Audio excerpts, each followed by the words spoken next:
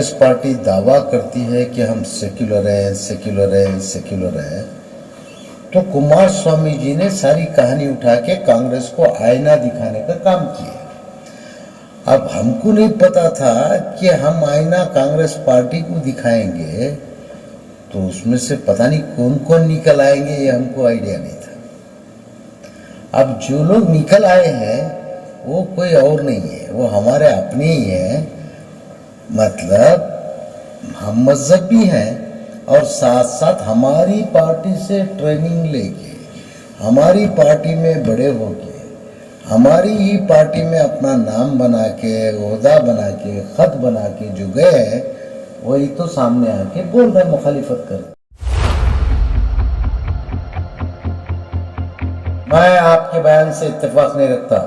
अगर आप उम्मा इकराम को नॉलेज नहीं बल्कि अंडर एस्टिमेट कर रहे तो you don't know anything about our उलमास। पॉलिटिकल एक गंदा खेल है, सियासत एक गंदा खेल है। हो सकता है कि मेरे उलमा इकराम को थोड़ी जानकारी उसमें कमी हो सकती है, लेकिन इल्म की रोशनी उनमें कूट कूट के भरी गई है।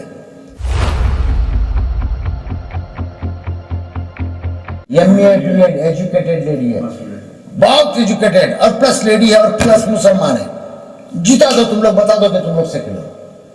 चलो तुम्हारे कैंडिडेट को विड्रॉ करवा, फिर मैं तुम्हारी कांग्रेस को मान लेता हूं सेक्युलर। नहीं है तुम बीजेपी की टीम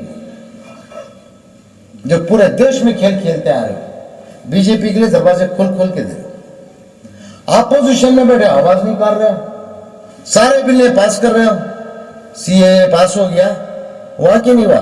अपोजिशन में कौन? जनता दल है, जनता दल का एक एमपी था। ये जिम्मेदारी किसकी थी? चलो छोड़ दो यार, एमपी तक मत जाओ तुम लोग, पार्लियामेंट दिल्ली में मत जाओ, तुम लोग का लिमिट सिर्फ कर्नाटका में है ना। बिल पास हुआ, अपोजिशन लीडर कौन? मुसलमानों के खिलाफ बिल कैसा पास हो गया? सिर्फ वेल में उतरना, गलाटा करना, पेपरें पढ़ना, गुंडागर्दी करना, मुसलमानों का इवाज करना, बिल पास होने दे देना, ये हमदर्दी है।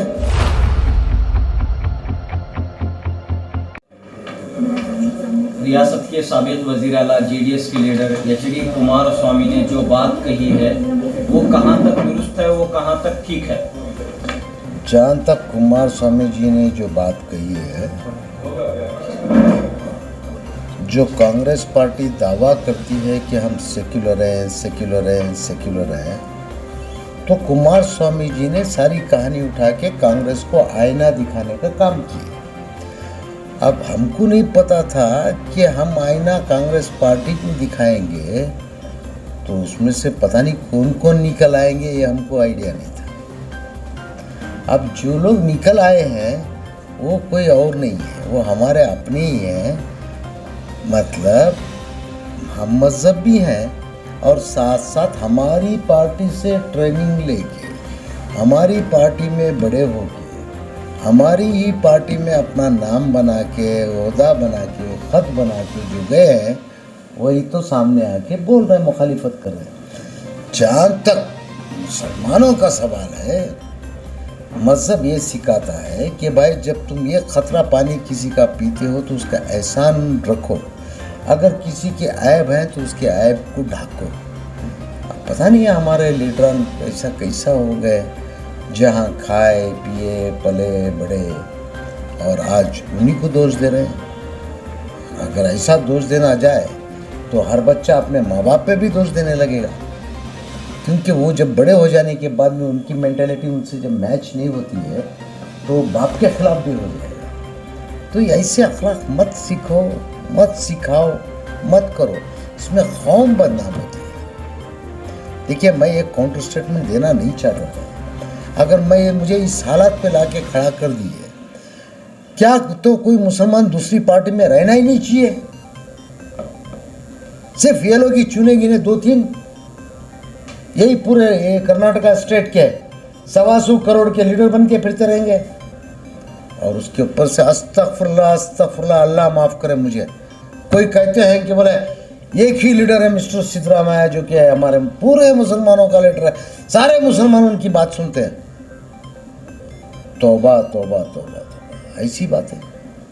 बाबा हमारा लीडर तो एक ही है भाई, मैं उनका स्टूडेंट हूँ। जो मेरे लीडर है, मेरे नबी करम सल्लल्लाहु अलैहि वसल्लम, वो मेरे हीरो हैं, वो मेरे आइडियल हैं, मैं उनका फॉलोवर हूँ। यार ये कोई आदमी बोलते मुसलमानों के, पूरे मुसलमानों का लीडर।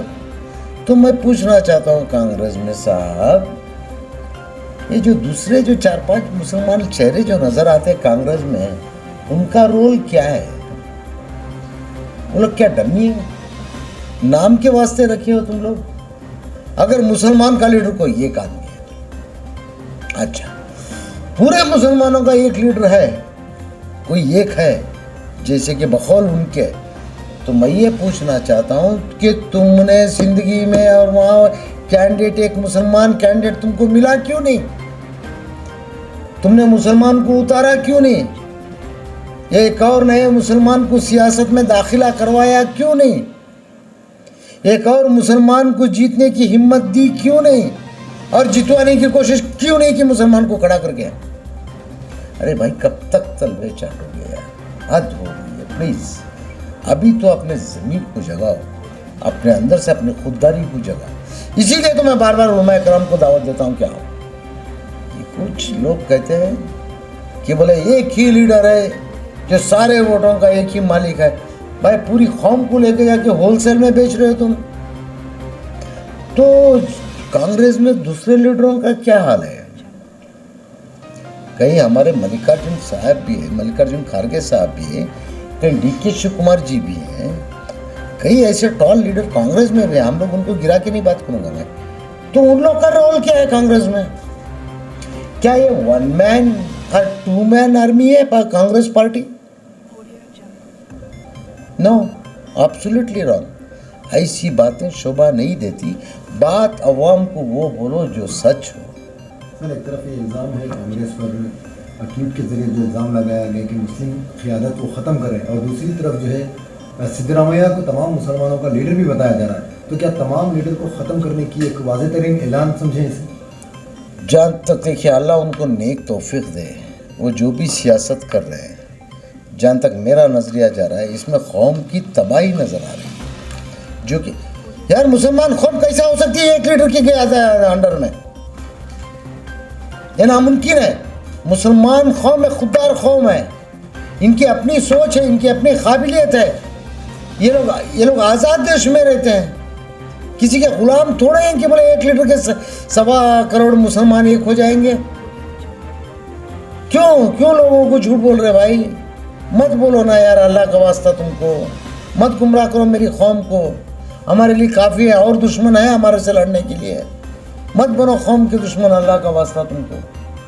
मैं इल्तिजा कर रहा हूँ, आपसे रिक्वेस्ट कर रहा हूँ, किसी को दिल बहलाने के लिए झूठ की उम्र कितनी हो सकती है मुझे बताएं। इसलिए तो बार बार जगाने की कोशिश कर रहा हूँ, मेरे उलमा इकराम को दावत दे रहा हूँ। हम लोग गलतियाँ कर बैठेंगे, हम लोग आपस में लड़ बैठेंगे।